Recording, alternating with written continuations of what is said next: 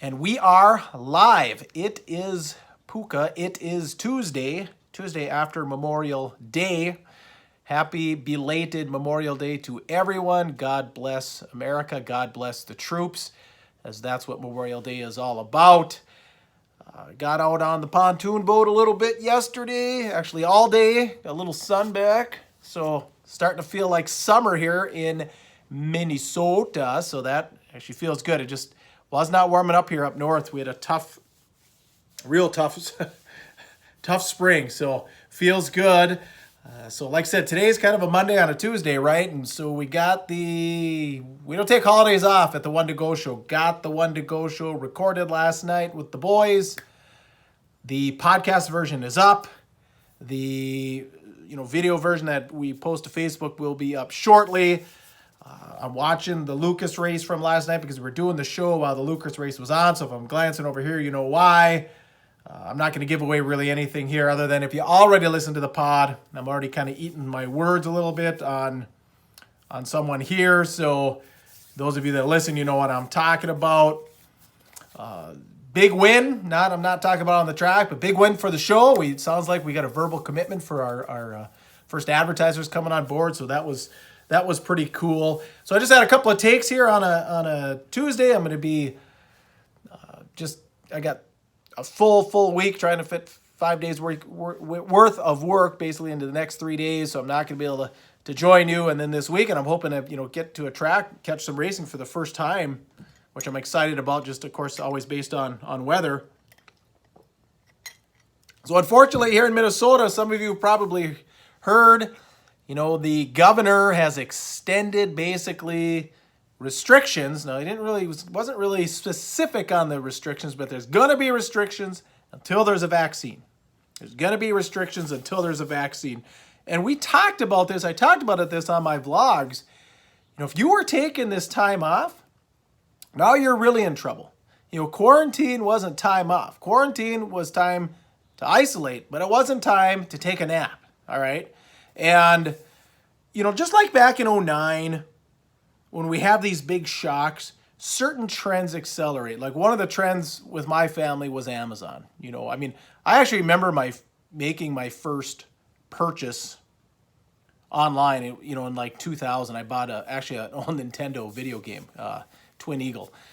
But, since 2009, we've done a lot of, I don't do as much shopping, my wife does. We've done a lot of purchasing online on Amazon specifically since 2009. And so all the trends that were going to happen are they're going to happen. It's full throttle now. They're going to happen much faster. One of the things that people are talking about is the weed marijuana movement, where states are going to be broke. They're going to legalize like crazy to get the revenue, and I agree that seems like a very reasonable, scenario. As far as racing, one thing I'm looking at is this video stuff. Like I said, I'm watching the Lucas race right now, and look at Minnesota here. So there's gonna be restrictions. We might go the whole summer where you cannot have fans, but we might get to a point where you can race, but you can't have fans. So if you're a track that doesn't have your system set up to do video, and you've known it's coming, right? This is no secret. This is not a surprise. Things have slowly been evolving this way. We've talked about it on the One to Go show. Because we even said on there's no way of stopping it. It's just how do tracks adapt and actually take advantage of it. And if you're one of these, you're a promoter, you're an association, if you're not already set up with how you're going to video these races and get them out to the world when you get permission to race, in racing terms, you're getting lapped. You're toast. Like I said, you took the quarantine off. And now there's going to be consequences. There's going to be, there's going to be drivers go. You got that guy in a bubble where he could go, wherever he, pick a guy and he could race on a Saturday night over at this track, or he could race at a Saturday night at this track. This track's 2 hours. This track's 2.5 hours. Maybe he always came to your track. Now he goes to the other track. They treat him really well. He becomes friends with some of the races there. Maybe when things get back to normal, whether that's later this year or next year, 2 years from now, whatever, maybe he starts going there now and doesn't come back to you. So that's the old snooze you lose type thing. And so there's going to be, like I said, everything's accelerating. And if you took the quarantine off, you're going to be in some trouble here. So I've just got some stuff. I've been wanting to catch up on some of the Q&As that I've had that have rolled in. I've got a few of them here. These come in basically by DM. You can DM me, Racer Puka, on Facebook, Pooka, of course. And one of them, Brett Mans, well, this one was asking, you should interview my brother, he said. And what we're doing now with the show is we never intended the show to be an interview format type show. It was more discussion, give our opinions, see, to let you know what our thoughts were. Obviously, with the quarantine, things changed. So we kind of had to go to the interview format. And so now that we're like I said, we had a ton of racing this weekend. We got racing, coming up. We're going to get away from the interviews. But, when the snow falls again, we'll maybe look back at that a little bit and see. But for right now, we've got more than enough to cover in our, our shows are like 45 minutes to an hour-ish. We've got more than enough to cover. I've noticed that Scott Bloomquist is not showing up for any races other than the World of Outlaws. What are your thoughts? Well, we talked about this again. Another thing we talked about on the show. So even these Lucas races, I think they're just paying like $7,000 to win. When there's fans there, they're paying $12,000 to win. And they're getting decent car counts. So I think personally, Bloomquist, of course, some of these big time racers going, especially to like a Crown Jewel event, it isn't just about the purse. It's about how many fans equals how many t-shirts. Okay. So like these events, so the purse is down and there's no fans. So a guy like Bloomquist is looking at it and say, why should I do it? And when we talked about on the pod, the angle we took was, well, are promoters teaching these drivers, or are the drivers, teaching the promoters that, hey, maybe they'll race for a little less? Because if everyone does it, what choice does a racer have, right?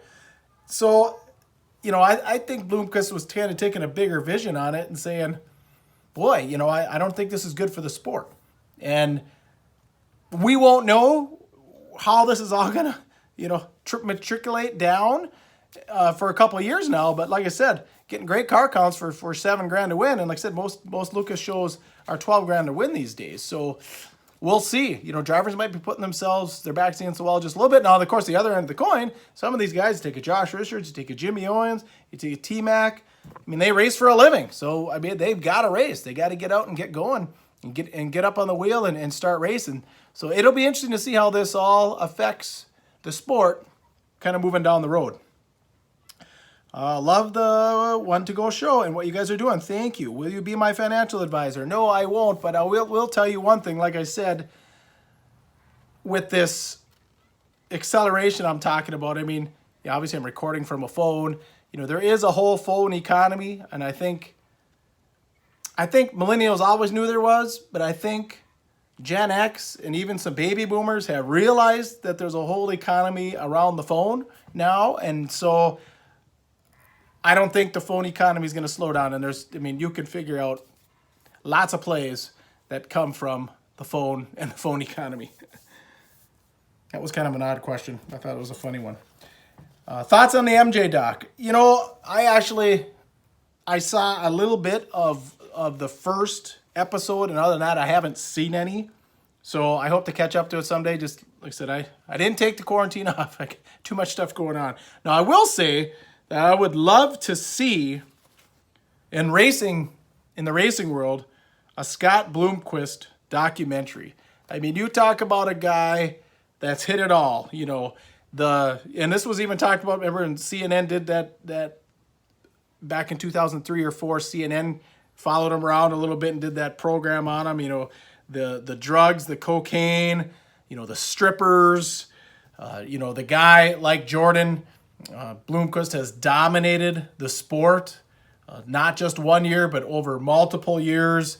Obviously he's got some cash, he's got some money, he's got this mystique about him. I would just love to see, a documentary done on somebody like Scott. And then that got me thinking another step is, who is the next big athlete's going to have something like this done? Because these guys, the egos of some of these athletes, right? And whether they get paid to do it. These guys have You make $20 million, you're in the top 1% of the 1%. You're way up there. You might even be in the top 0.1% of the 1%. You make 20 million. Some guys make 20 million a year, but even if you just made 20 million over your career, you could pay somebody to do a doc. Like People Magazine, when those people are on the magazines, they don't do those interviews for free. People pays them to do those interviews, where an athlete could pay a production company come and do this, because this thing was, from what I understand, was highly screened by Jordan. The only things that came out in the documentary is what Jordan okayed to come out. Except he got paid. Well, you're whoever, and you're Kevin Garnett. He's got money coming out of his ears. He could pay somebody to do a doc about him and pitch it his way, slant it the way he wants it. And we could end up seeing a bunch of these. So that, you can even comment on that one on here, is who do you think? And just think of the egos. Think of the massive egos some of these guys have. And so, some people probably enjoy I think most people, from what I've heard, enjoys this Michael doc, but there's a few athletes just fuming. Not necessarily just as enemies, but just because their egos are just so big. Why is Mike getting all this attention? Mike hasn't played ball in 15 years or 20 years, whatever it's been. Why about Mike? Blah, blah, blah, blah. So it's going to be interesting, because this isn't going to be the last of it. Because, of course, like I said, we're just talking about the racing. This stuff doesn't have to go through ESPN. This stuff can go direct to Netflix, or they can come up with a webpage. They can play it on Facebook. They can play it on YouTube. There's just so many places to put your content out these days that you don't, like I said, you don't need ESPN. You don't need a major network to get behind you. You can just do your thing and rifle it out. So it'll be interesting to see kind of where we go from that. So I think that's it for I actually had one more, but I've got to get rolling here. So I will catch up on that question on the next vlog. So take care, everybody. And like I said, I won't be back this week, but hopefully I'll get some racing in this weekend, and I'll get you an update next week, or maybe possibly even at the event. Take care till then.